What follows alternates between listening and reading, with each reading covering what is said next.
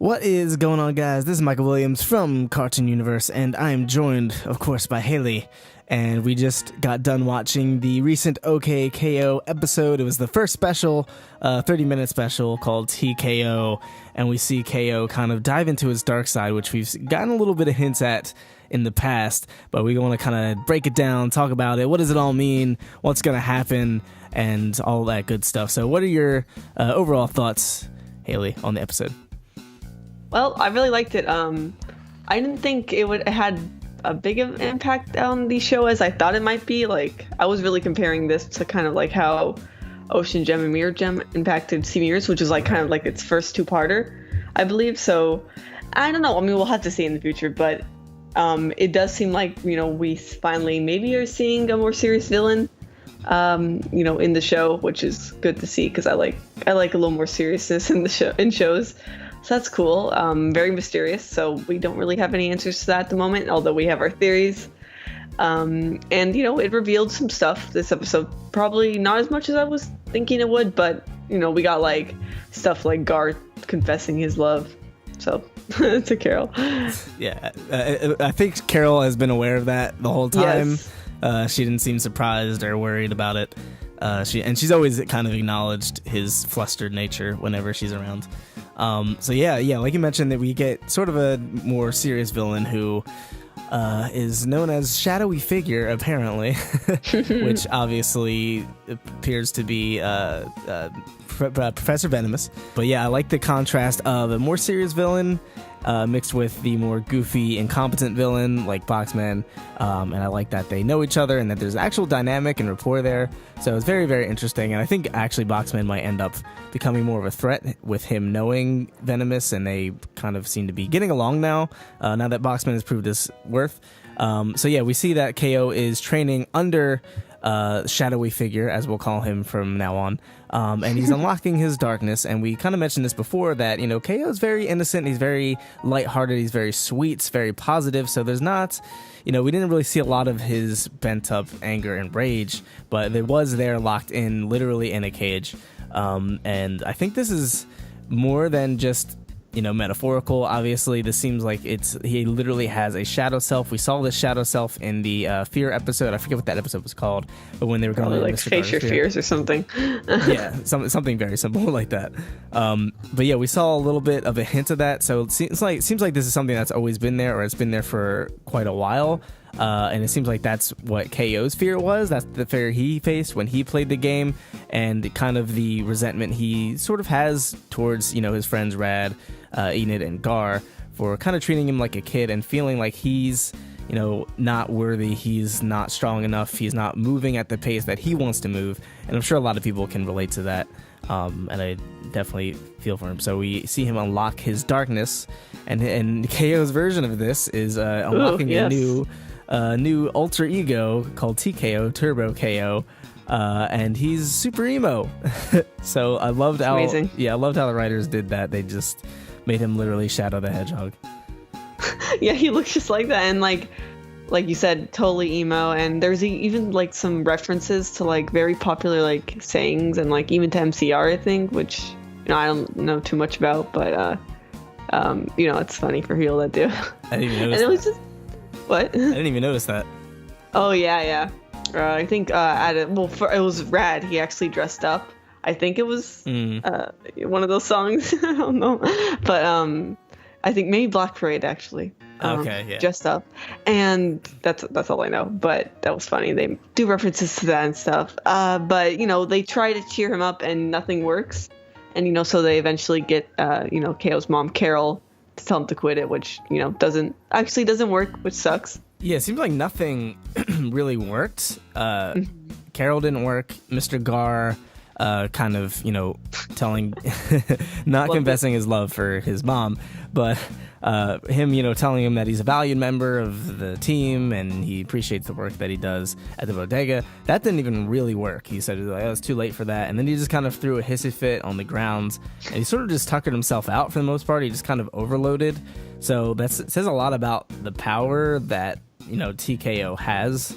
That not even Carol, because I feel like that's something that would have happened in most stories. Again, the kind of breaking the mold with this show is, I feel like Carol would have been able to break through to him in most shows, and maybe even Mr. Gar would have been able to, but none of them could. Enid couldn't, Rad couldn't. It's something that he had to deal with for himself, and obviously I don't think this is going to be over just yet. Yeah, one of my favorite parts was definitely the internal struggle that K.O. had.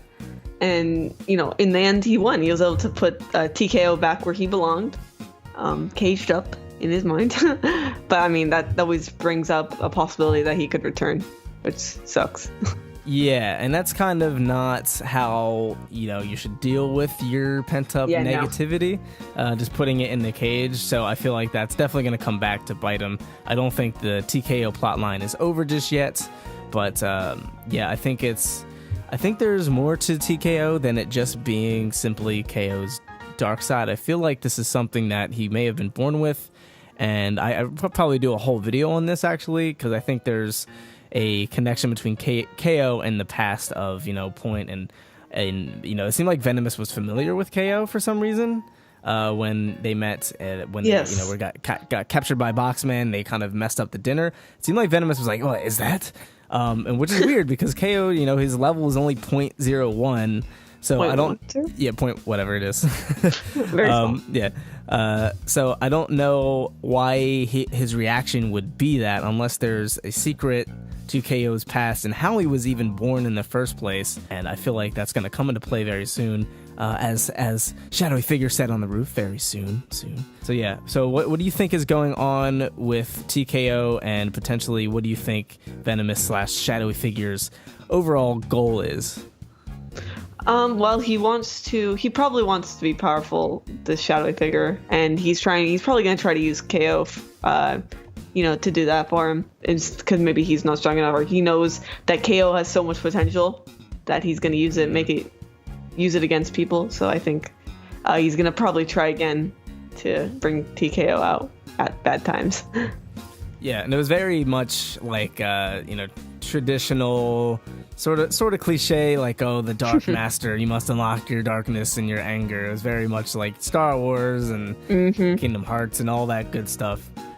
But I feel like it's going in a different direction, considering the show's track record with kind of breaking tropes, like they actually did in this episode.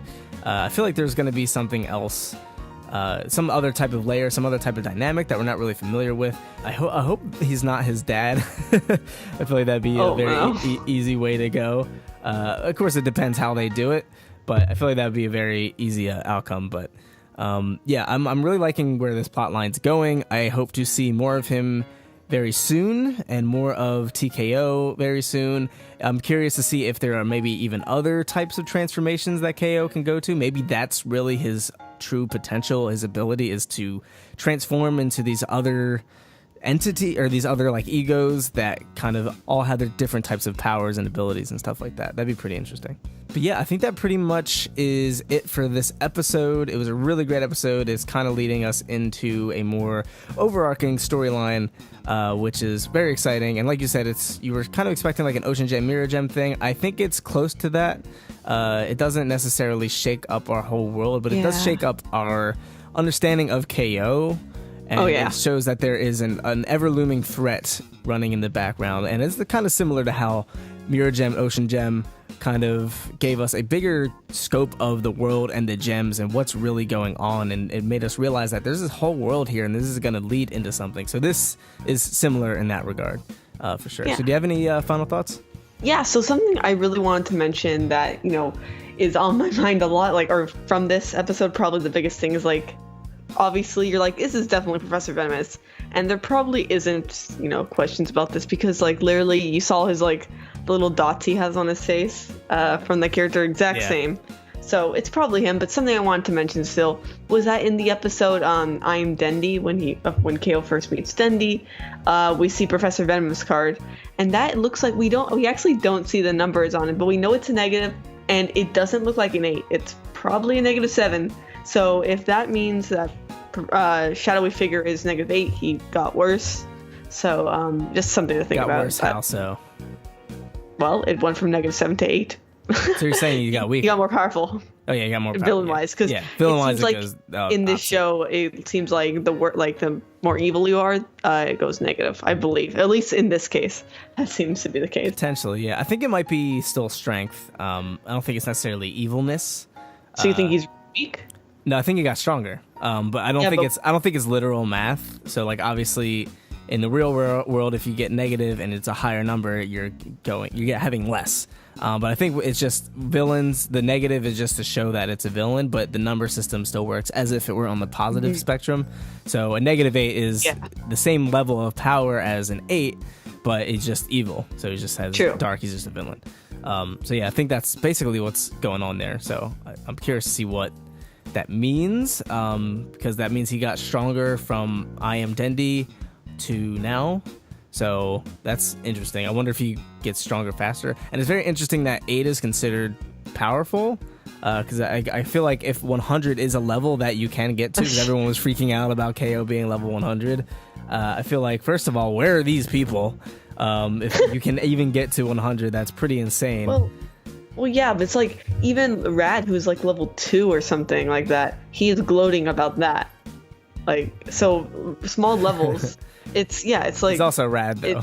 Yeah, but it's insane. Like at like very small levels, they're proud of, which is okay. I mean, because like literally, Carol's like only level 11. Same with Gar. So, and those are like the most powerful figures we know, I believe, in the show, which is that's pretty crazy then.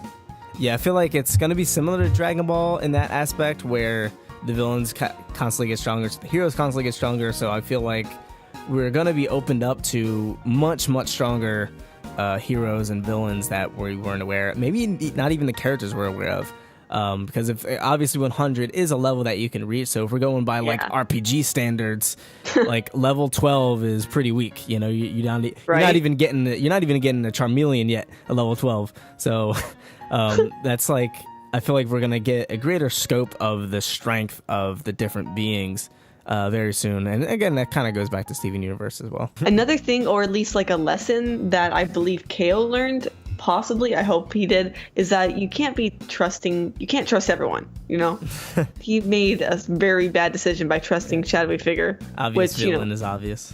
Yeah, exactly. Apparently not for him. Yeah. And, so far it's worked out for K.O. for the most part, or he hasn't gotten too much trouble from just trusting people and believing they're good. Yeah.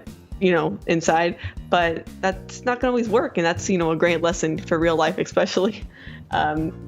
So that should carry on hopefully to future episodes. At least I hope it does.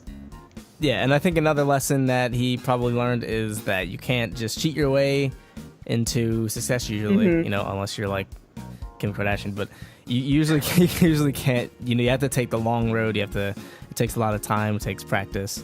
Hard work, and that's something that Carol was trying to instill in him, and I think he's finally getting that. So he's finally focusing, and he's calming down, and he's being patient, and he's gonna go his own path without T.K.O. But T.K.O. obviously is gonna come back, but how that happens remains to be seen. Well, thank you guys so much for watching this review / discussion of T.K.O., the first OK.K.O. special. Like I said, I'm probably gonna do a whole video on T.K.O., what he means, what his history is, and how that's all going to tie into Professor Venomous and his past and all that good stuff. So be on the lookout for that. So if you're new here, be sure to subscribe. If you'd like more OK.K.O. stuff, want to hear that theory, subscribe, hit that notification bell so you can know when we post it. If you enjoyed this video, be sure to leave it a like. And thank you guys so much for tuning in. I've been Michael Williams, joined by Haley, and we will see you in the next video.